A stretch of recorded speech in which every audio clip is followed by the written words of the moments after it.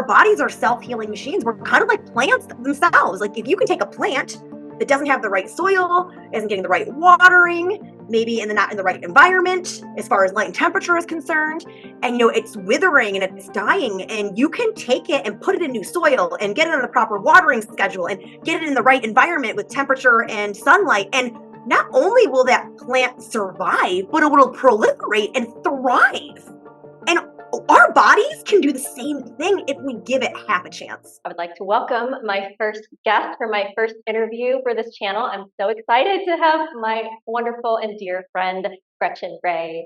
And I'm disclosing up front that this will not be an unbiased interview because I love you. And we've known each other for 13 plus years.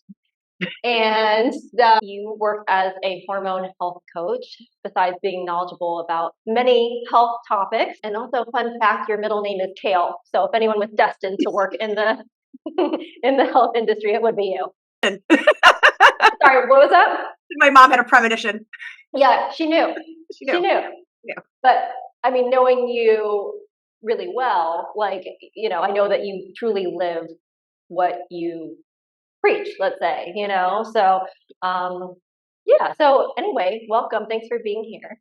Thank you for having me. I'm excited. Yeah, I'm excited too. And you are, by definition, the creator of the marvelous Midlife Method, which is an online program that you offer to women in, correct me if I'm wrong, but women in midlife seeking help with their hormones, trying to balance them. And we can get more into this later, but like one of the first things I think of that you say is like a symptom of hormone imbalance is weight gain, which tends to be like a common complaint among women that are approaching or in midlife. So that's just a little bit of background. And you say that this program helps women in midlife reclaim their sleep, their sanity, and their waistlines. So if you could just share what got you into this, if you don't mind sharing like your personal story or just. Yeah. So I became a health coach in 2012, and fast forward, a few years later. So 2012, I was in my early to mid 30s, and then when I hit 36, I had a time in my life show up where I was waking up and like drenching in sweat every night, like, and my mind reeling between like 1 a.m. and 4 a.m. and not being able to fall back asleep. And because of my professional health background, I knew that there must have been something going on with my hormones. I had, when we were in school, we had a Harvard OBGYN. Her name was Dr. Sarah Gottfried, and she was one of our lecturers. And I always followed her there and after. And so I delved into some of her information and also spoke with a local functional medical doctor, and turns out that I had elevated estrogen levels at the age of 36, which is kind of uncommon at the age of 36. And it's uncommon. So I didn't want to. Uncommon, yes, uncommon. So I wanted to I didn't want to do the pharmaceutical route because I was very into, trying to do things alternative and more of a holistic approach. And I was able to reverse my estrogen issues in less than a month and never had issues after that. Fast forward, it's 10 years later. I'm going to be almost 46. I've never had those issues, that issue specifically again. Wow.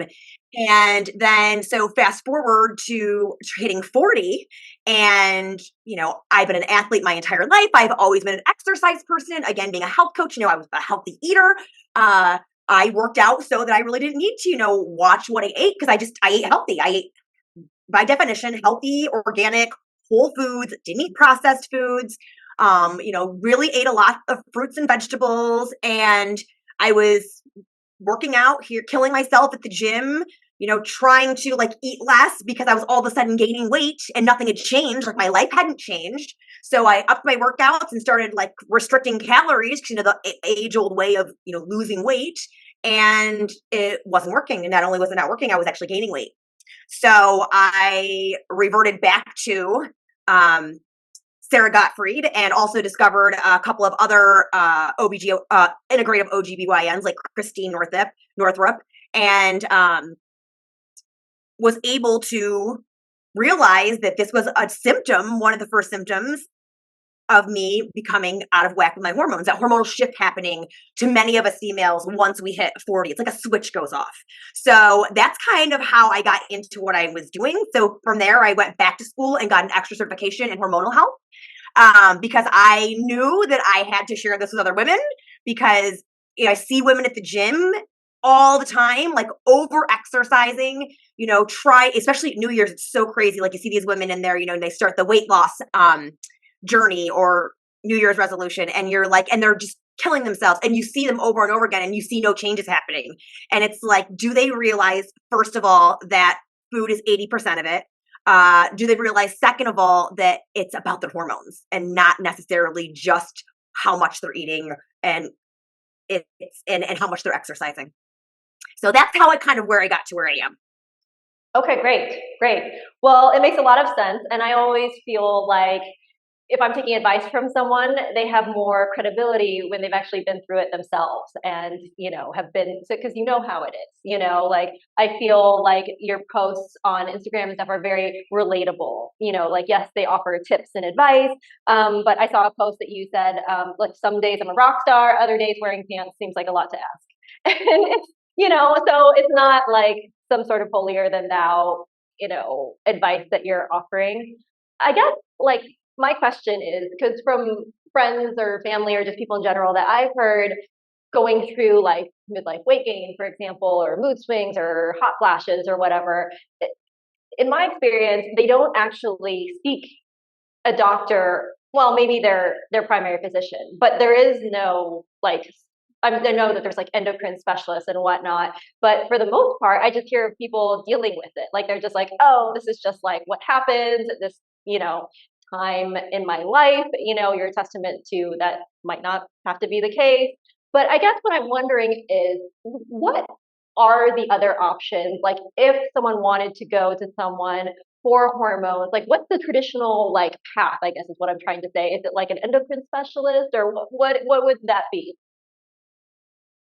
Wow. You know what? That's a really good question, just because we departmentalize everything so much, or compartmentalize everything so much in modern medicine. And the focus on how food Mhm. affects our daily experiences and our body as a whole is so neglected in pretty much every compartment there is within modern medicine. So the hard part about that is that honestly, even going to an endocrine specialist, they're going to be like more medical driven or pharmaceutical driven. They're probably more than likely going to do just blood tests, um, which are not, I don't want to say that they're, invalid, but they're not the full picture. So a blood test will actually give you what your levels are, but it doesn't tell you what your hormones are actually doing inside of your body.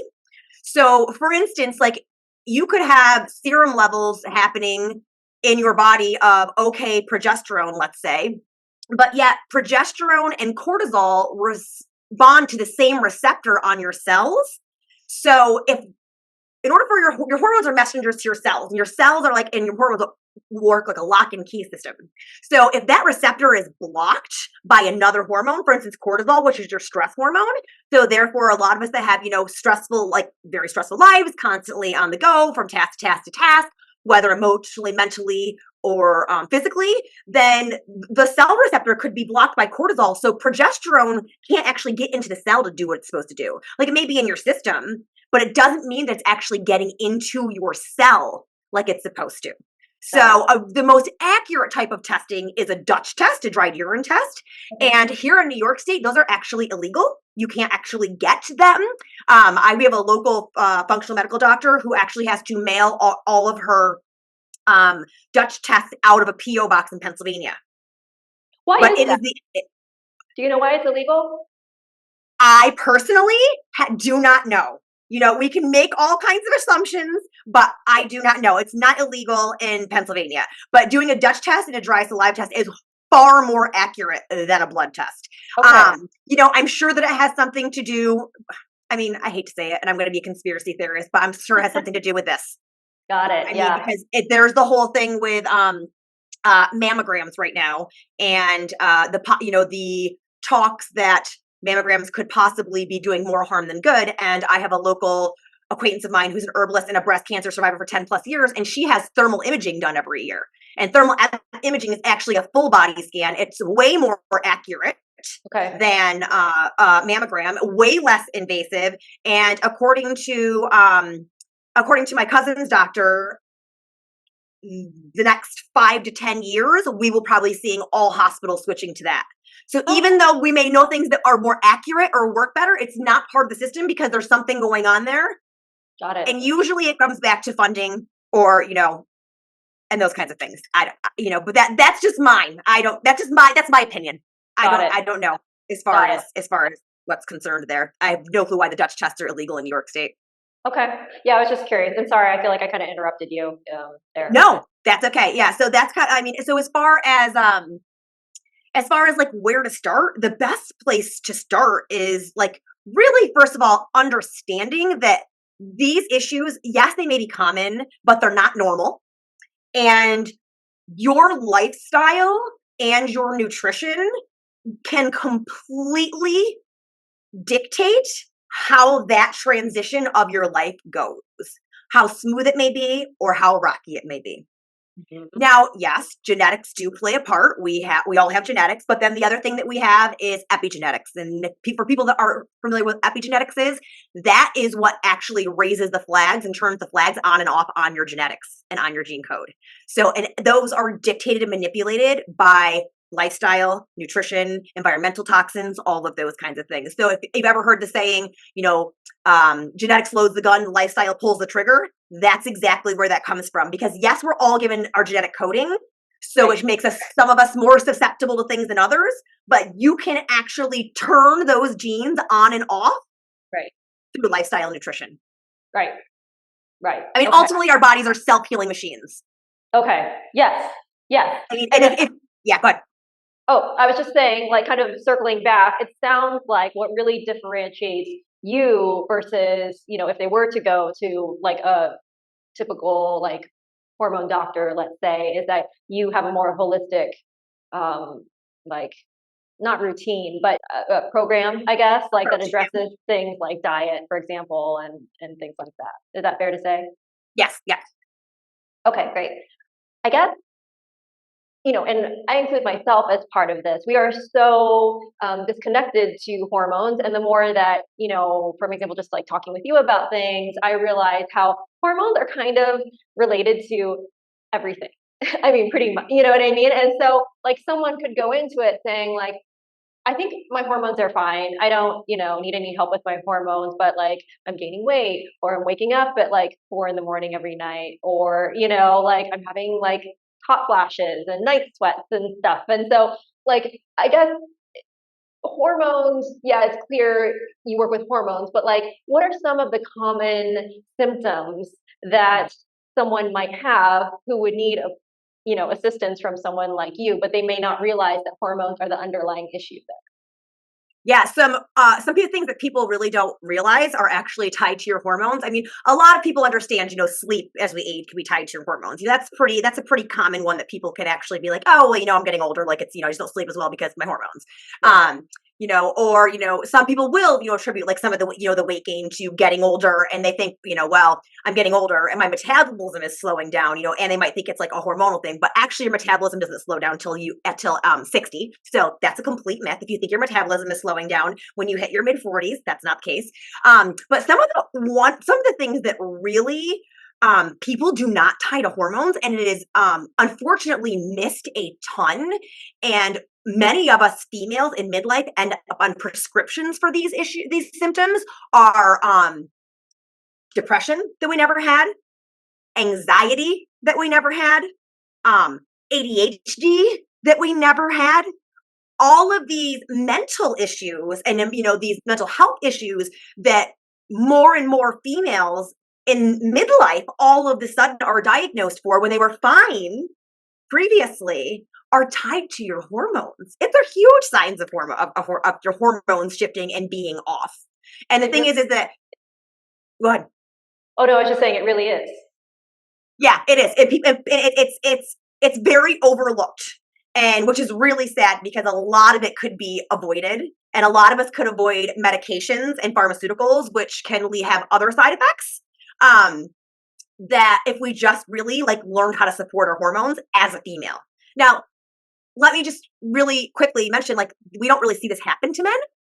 And the reason is because men don't have that huge hormonal shift that we have, and it has to do with our precursor hormone, which makes our other hormones, and that's called pregnenolone.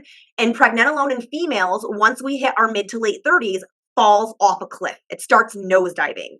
And in men, this just slowly tapers off like through the age of 65. Like they don't, so that's why you see all of this happening with the female population more than the male population in this midlife era and as our hormone and as we age as females.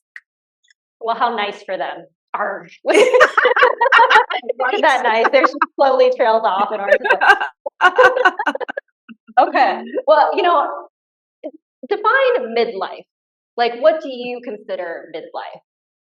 Well, at one point in time, I would have thought midlife was like 50, like I would have thought like 50 was like midlife. But when you really think about it, the average American lives to the age, I think it's down to like 79 now. Mhm. So if you cut that in half, that's, you're looking at like, 38, your late 30s, 39. So Yeah. your midlife really technically starts around 35 to 40. That is like, 35 is like, that's kind of when you like a lot of the symptoms can actually arise, but 35 is when mid-age starts.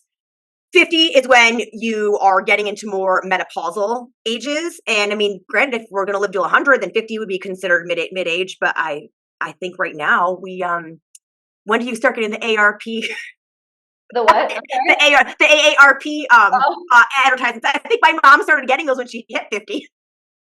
So does that make me a senior citizen when I hit 50? I don't know, but but yeah, like it really starts around your late 30s. okay. Yeah, because I've heard the terms like premenopause, perimenopause, all that, and I just didn't know exactly like when that was. Yeah. Well, and we are seeing it in society. Females going into perimenopause earlier and earlier is becoming more and more common. And that has to do because of the way that we live our lives as a society. Like we are constantly on the go. We are constantly jumping from task to task to task, mentally, emotionally, and physically. And once you hit, I mean, stress isn't good for anybody. Stress Mhm. is, even thank goodness, in modern medicine, we talk about, how important it is to mitigate and reduce stress and how it can be dangerous.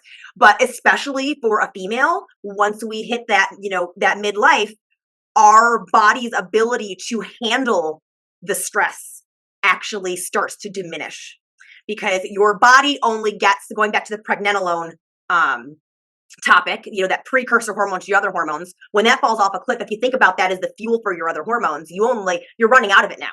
So now your Mhm. body has to pick and choose what hormones it's going to give it to.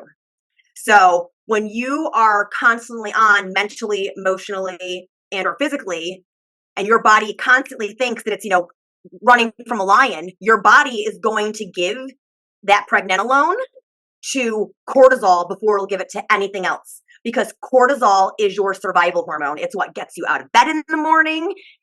You can survive without estrogen. You don't have to have estrogen. You don't have to ovulate to survive. You can survive without progesterone. You don't have a period to survive. You cannot survive without cortisol. It governs your blood sugar, your blood pressure, your immune function, your inflammation. It is so once we get there, mitigating stress is so important and reducing stress becomes even more important. But because of, you've got the kids in sports, you got the kids in travel sports, you work full time, you're taking care of the house, doing all of the things that all of us mothers do. And even if we do have supportive partners, usually the bulk of the planning and the mental aspect of things usually still kind of comes down to the female because our way our brains work, we think about all of the things. And so when you come back to why this is starting earlier and earlier, perimenopause symptoms and menopause symptoms in females, it has to do with the fact that we are like constantly in a fight or flight phase for the most part. So it's dragging our other hormones down with it. It just creates this domino effect. And so we are seeing more and more females having perimenopause and menopausal symptoms earlier and having a way harder time with it. Got it. Okay. And that, because I feel like whether or not you're a mom or, not, it's, we have this sort of like hustle culture mentality, the go, go, go, go, go, like you were saying. And, I also want to clarify too that also knowing you personally, you're someone that gets a lot done. Like you're a very high energy person that gets a lot done. So you can still, it's like more cyclical though. And like I said, correct me if I'm wrong, but it's more, it's like you might have some periods during your cycle where, you are tend to do like more low physical activity. So it's not that you're not getting anything done. It's not that you're not working hard. It's just that, and I saw this somewhere, someone said like you wouldn't not check the weather before you got dressed to go outside. Why wouldn't you pay attention to like where you are in your hormonal cycle before like planning out your activities for the week or like that type of thing? Yeah, I love that. And that's so true because as females are depending on what hormones are showing up at what point in time during our menstrual cycles, depends on how much energy we have, how much ability we have to focus, how creative we are. And there are times within the cycle that we are, yeah, like ready to go take on the world. And I go, go, go. And I know, like, okay, this is my week that I'm going to have the most energy. And I know that I can pack things in then. And then also knowing, like, okay, I know that this week when progesterone is getting ready to show up, and progesterone does not like stress, and progesterone does not like cortisol, and progesterone is not going to show up for me. And progesterone is your calming hormone. It's also what signals your period to start. And if I am constantly stressed and pushing myself during that time that progesterone is supposed to be starting out for me, she's not going to show up for me. And if my calming hormone doesn't show up for me, I'm gonna get cranky. I'm gonna get irritable. I'm gonna feel overwhelmed.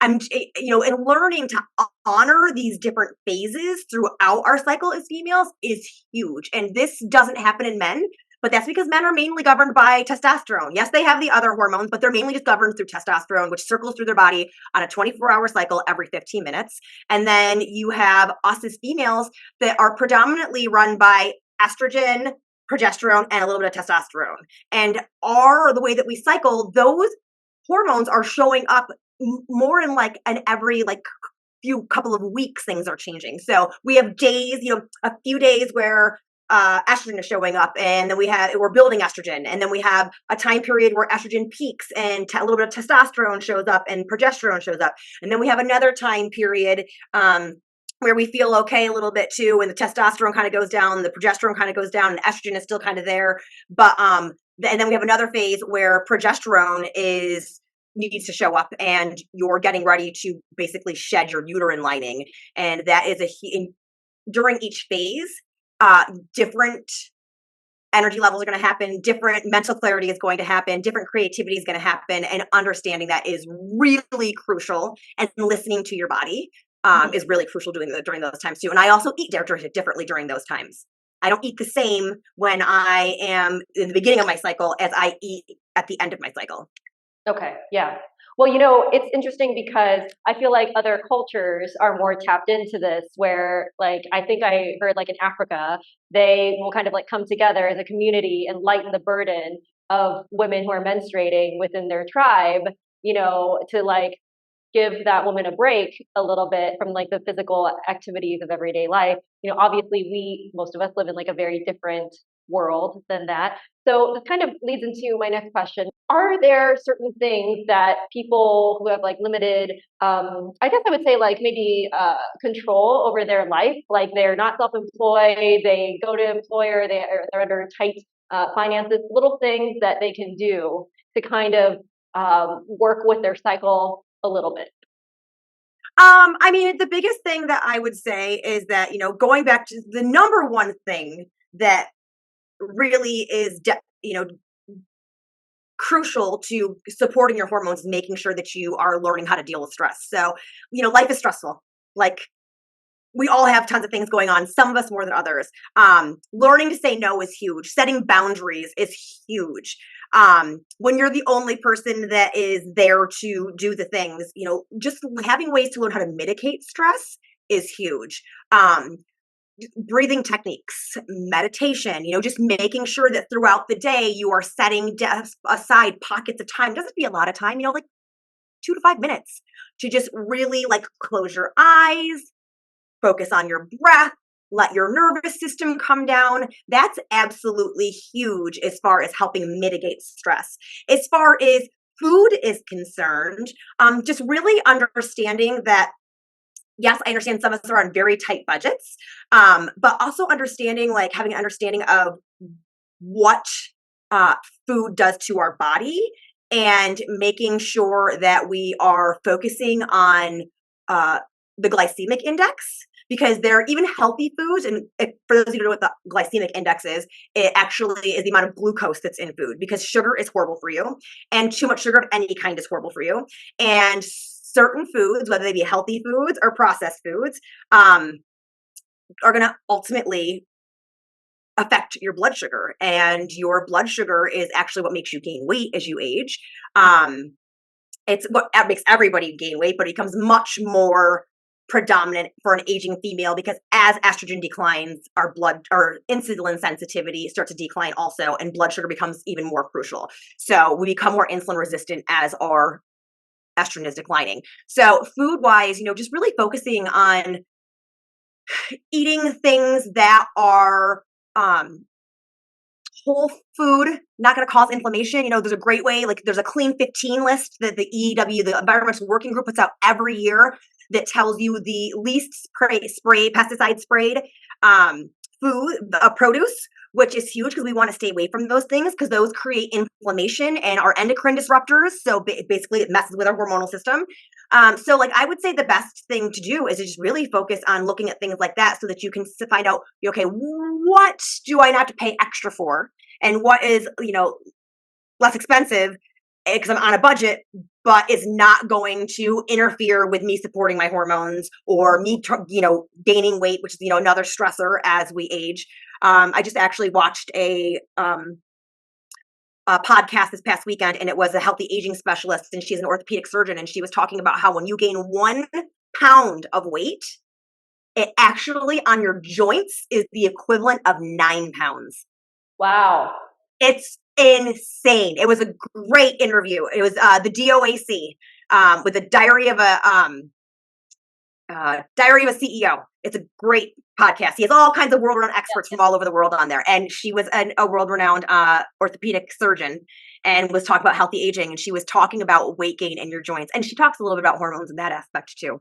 That's wild. So if you gain 5 pounds, that's like having an extra 45 pounds on your joints. On your joints, yes. That's crazy. It was very interesting. And they even did a visual of like bricks. It was crazy. It was very interesting. It really makes you understand why it is so important. Not, because we tend to be a society that's, very vain. It's not about, vanity. It is literally about being healthy as we age. Because I don't know about you, but like I have 2 boys. Like I'm sure I'm gonna have grandkids someday. I want to be able to get on the floor and play with my grandkids. I want to be able to play tag in the yard with my grandkids.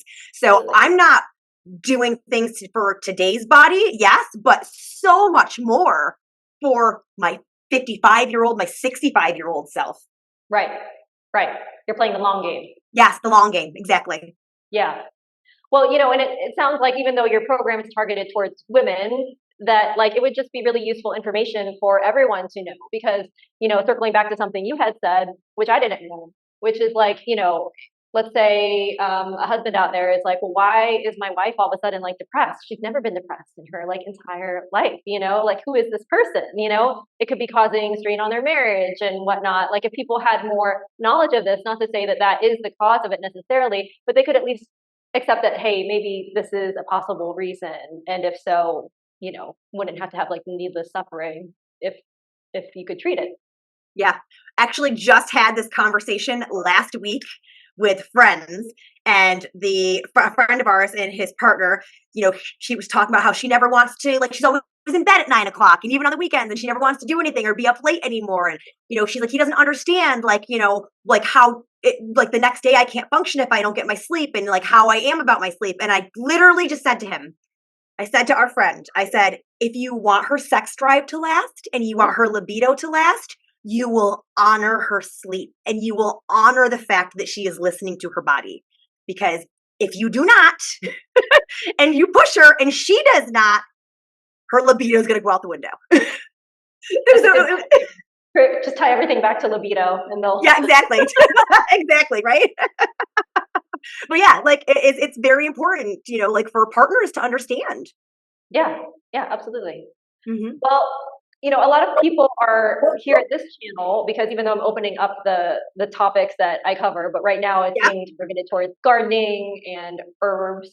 yeah. Are there any plants or herbs that you use in your program that are helpful for helping people regulate their hormones?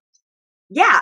So great question. So my program mainly starts off with the foundationals with some mineral supplementation, basic mineral and vitamin supplementation. And then we get into a lot of nutrition and how to eat to support your hormones.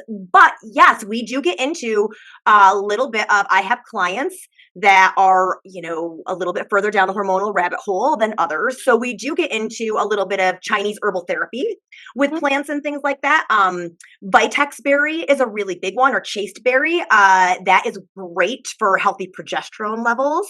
I actually personally take that every single day. Another good one, as estrogen is declining, is maca root. Maca root is fantastic for helping with elevate estrogen levels.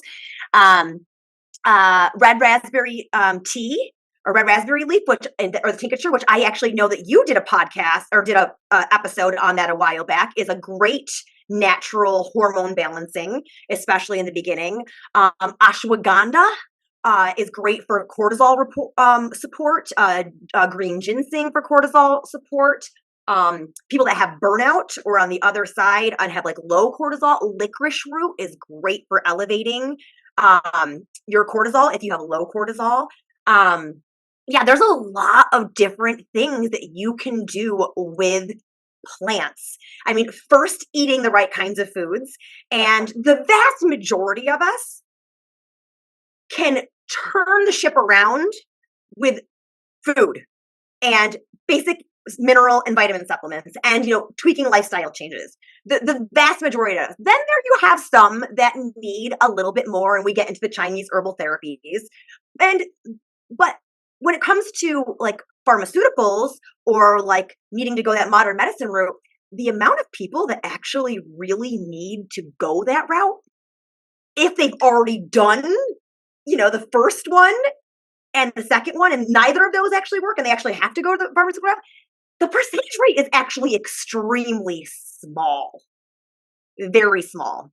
The vast majority of us can hugely, again, another user vastly again, can vastly improve our overall health and our overall hormonal balance, but just health in general by addressing what we're eating and learning to properly nourish your temple. Because again, our bodies are self-healing machines. We're kind of like plants themselves. Like if you can take a plant that doesn't have the right soil, isn't getting the right watering, maybe not in the right environment as far as light and temperature is concerned, and it's withering and it's dying, and you can take it and put it in new soil and get it on the proper watering schedule and get it in the right environment with temperature and sunlight, and not only will that plant survive, but it will proliferate and thrive. And our bodies can do the same thing if we give it half a chance. But unfortunately, we've given up on our bodies as a society for the most part. And we don't give our bodies half a chance. Right. Right. And I mean, I think I speak for both of us when I say that neither one of us is against modern medicine. No, not at all. And I think both of us kind of view it similarly in that we kind of see it as a spectrum where, like, yes, you can address a lot of things with diet, herbs, but like I just did a video on poison ivy remedies, and just like I kind of lightly touched upon it in that video, whereas like it's a spectrum. It's like herbs are more gentle. They take a longer time to work. So if you're having like a really severe reaction to like poison ivy rash, like I have had before, you need to go to urgent care, and you might need to take an oral steroid or a topical steroid. You know what I mean? Like, it's you're beyond the point of the oatmeal, but then I had this most recent experience where it was a much more minor poison ivy rash, and I knew what it was earlier, and I was able to treat it with home remedies, and I didn't end up needing the steroids and all that. So yeah, just knowing that like we're not people that are like no modern Yeah. medicine. I think we're both grateful that they exist. Definitely has its place. Definitely has its place. Definitely has its place, for sure, for sure. Something that I saw from your website that I found really shocking. It seems very crazy to me, but 1 in 3 females, it says, end up with a hysterectomy by the age of 60. And I mean, that's a really shocking statistic. I mean, why is that? Is it because of all the things that we've listed, like your lifestyle and all that? But like, what's actually causing that? Because that's like an insane number of women needing to have so many organs removed. Yeah, it is. When I researched that statistic, I was blown away at what it actually was. The hard thing is that it's because there are so many signs that are happening along the way as we hit, those perimenopausal and those midlife years, and that are ignored. And so when left unaddressed, something that's very common for females, especially very common for females in the perimenopausal years, in those and going into menopause, is estrogen dominance. So estrogen dominance can be because of excess estrogen in your system, or it can be because of your estrogen to progesterone ratio, because progesterone and estrogen work in tandem with each other. And as we are getting closer to menopause and our perimenopausal years, our body normally also will have an extra surge of estrogen. That kind of like last ditch effort of the species to like to create. So what happens though is when you have these signs of estrogen dominance and unbalanced hormones going on for years and left unaddressed, especially estrogen dominance or excess estrogen, it leads to issues such as malignancy of the uterine lining, female, different types of breast cancers, endometriosis, fibroids, cysts, like all of these things. And this whole hysterectomy thing is, it's to get rid of, it's a Band-Aid solution. It's not actually addressing the root cause of what's happening. And now you're like messing with a woman's hormones even more. And unfortunately, again, going back to modern medicine, because we compartmentalize so many things and our doctors don't even know, like they're not even taught the impact that certain foods, the environmental toxins, and lifestyle really play on our hormones as females.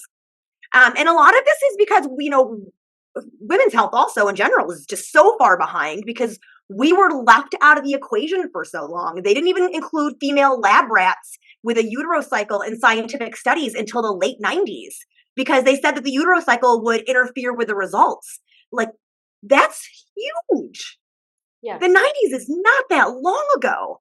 When you really think about the amount of time it takes to actually have proven research that has been proven over and over again and peer reviewed and then papers written and then recognized, and then you have to revamp an entire educational system and then an entire what is the word that I'm looking for, the entire medical community of people that have already been in the profession so long, like learning like these things. The 90s is a blink of an eye in really the grand scheme of things. And, I am very happy to hear we've got some younger physicians out there that seems like maybe a little bit of this is starting to trickle into modern medicine because like my son is an ADHDer, and in the past, food and managing ADHD with food was not an option with food and just, basically mineral supplementation. And his doctor was not about putting him on meds at first. He was very much like, okay, well, let's get rid of the sugar. Let's get rid of the gluten. Let's get rid of the red dye. Let's put him on a magnesium supplement. Let's put him on a zinc supplement. Like it was like, I'm like, oh, you're speaking my language. He was also younger though, like he's not a doctor that's been in the industry for years. So I would like to think that hopefully maybe some of that, is coming through in medical school, because he's not the only doctor that I've heard that from. My cousin's doctor, again, going back to like the mammogram things, was having a whole conversation with her, about the whole thermal imaging and how it is more accurate, and how, down the line you will see people, more institutions going towards that as opposed to the mammograms. So it's happening, but it's happening slowly. Well, I'm glad you bring that up because I know that sometimes I have a bias when I am choosing a medical professional. I'm like, I lean towards people who are older because I'm like, oh, they have more experience, as opposed to someone younger. Not that there's anything wrong with that person, but just based on that. But from what you're saying, it sounds like because the training is more modern and updated, we could really potentially benefit from some of these younger practitioners. Yeah, I think that, a younger practitioner isn't set in their ways yet. Hmm. They're more hungry too. A lot of times they feel like for more knowledge to become the best practitioners that they can be. Right. And that being said, that leads to, more education and that interest of, exploring things outside of what they were also taught in school, where, it's kind of like, you can't teach an old dog new tricks. Well, you can, but it's harder. The little dog just learn a lot faster. Yeah. Okay. Yeah, that makes total sense. Well, hey, we're approaching an hour here, and I know you have some other things to do today, so I want to be mindful of your time. But I do have just a couple questions, if you've got the time for them, that Yeah. I thought we should touch upon that people would want to know. Um, Take me through, because you mentioned something that you tailor your eating to be different depending on what phase of your cycle you're in. Yeah. Yeah. So, like briefly, what are some of like the different foods that you might eat or avoid during the different phases of your cycle? Yep. Okay. So, something to know is that estrogen hates glucose or sugar, whether it be natural sugar or whether it be processed sugar. Estrogen hates sugar, does not like it. So it can be fruit or a candy bar, doesn't matter. Yeah, yeah. Now, I'm not saying don't eat fruit, Right? because fruit is good for you. It has fiber. It's definitely different than a candy bar. But really knowing or like limiting the amount that you're eating when you know the estrogen is coming into your cycle is huge. But then on the other hand, progesterone loves glucose. And now it's not going to love a candy bar, but it loves like your starchy root vegetables like beets and sweet potatoes and carrots, some quinoa, grain, um, bananas, mangoes, citrus fruits. So progesterone really likes glucose. So yeah, so throughout my cycle, depending what's showing up, I'm changing what I'm eating. And to feed estrogen, and when I know that I'm more in the estrogen era where I'm building estrogen, and when I want estrogen to be showing up for me, I am making sure that I'm keeping high glycemic foods to a minimum.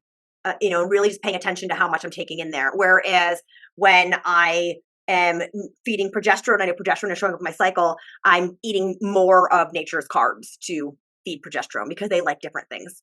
I'm curious, is there any truth to the like craving chocolate around your period? Because not all my cravings can be trusted, but I do know that that is a common one. So I'm wondering, is there basically, can you just give me permission to eat chocolate?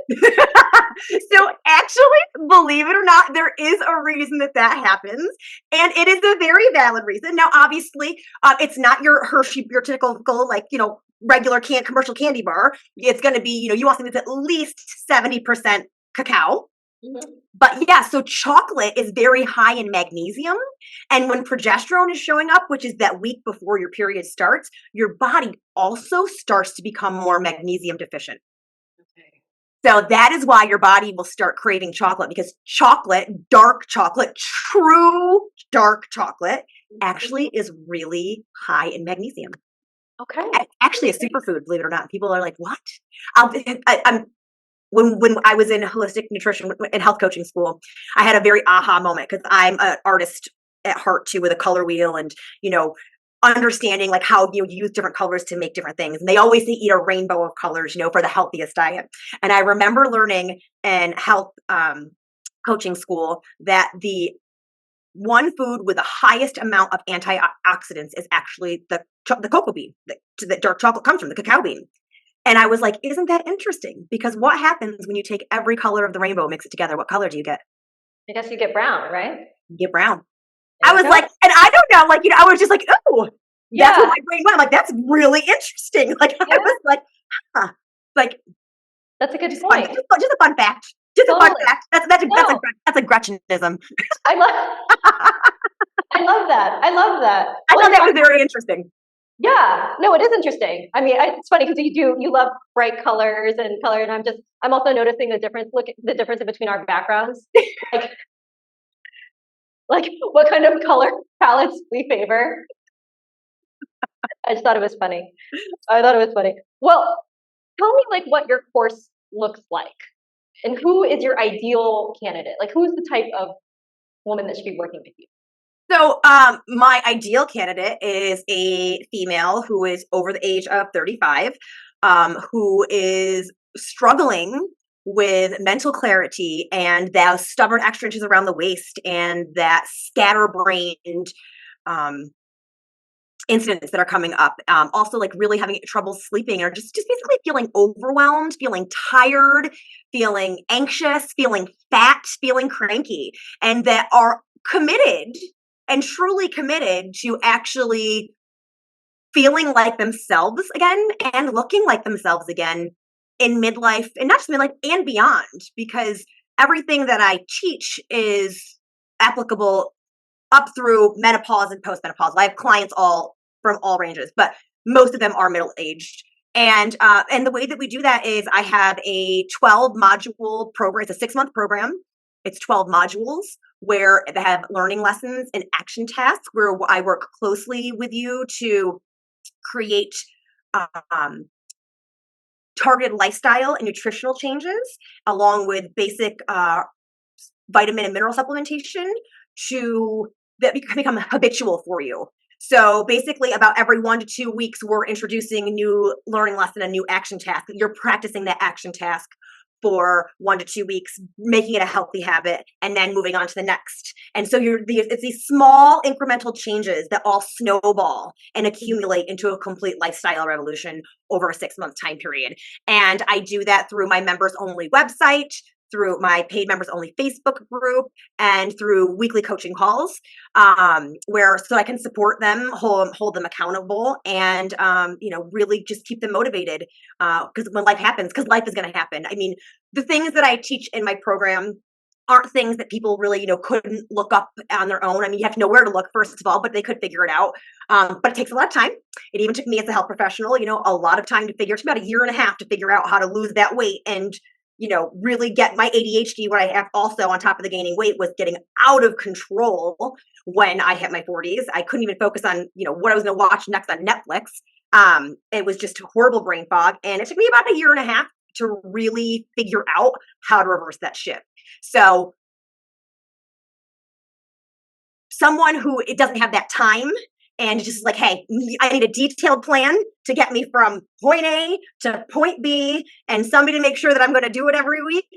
That's my ideal client. That's my ideal person that I work with. Obviously, again, like I said, female, female, because I mean, I know a bit about men's hormones, but I don't really delve into that. But females over the Okay. age of 35. Yep. Okay. Well, I mean, you look fantastic. You have a six pack. You Thank you. can't see that in this view, but you look wonderful and vibrant. Yes, exactly.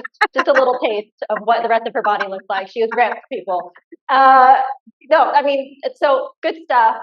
Where, because you mentioned you're on Facebook and Instagram, like where's the best place for us to find you? And I'll put it in the show notes too.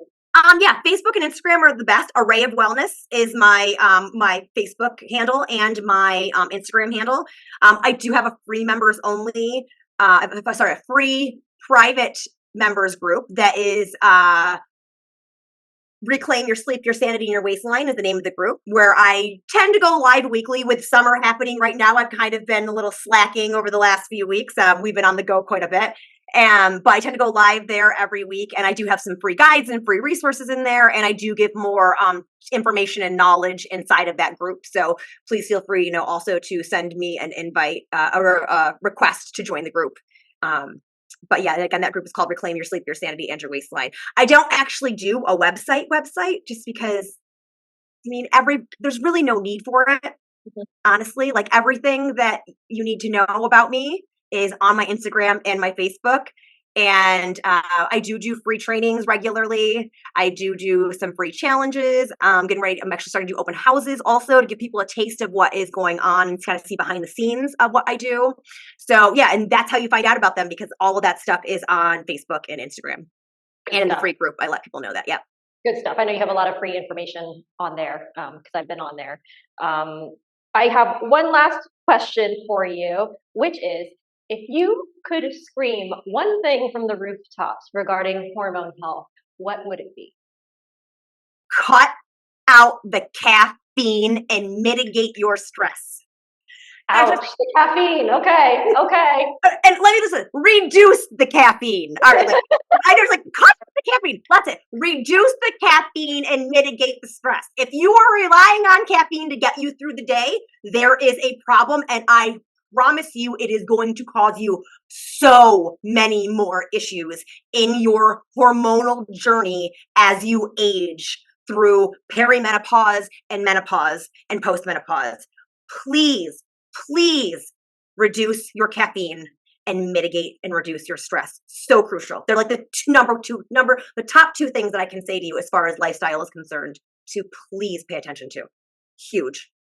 Well, that's fair. I mean, as painful as that is to hear, I understand because you are creating or borrowing energy that you don't actually have. So I do get it. So that makes a lot of sense. Thank you so much for taking the time to come on here and being my first guest for this interview. And I definitely think people are going to find this information valuable. And I know I learned a lot today, and I had already been speaking with you about hormone health. So it's definitely information worth spreading.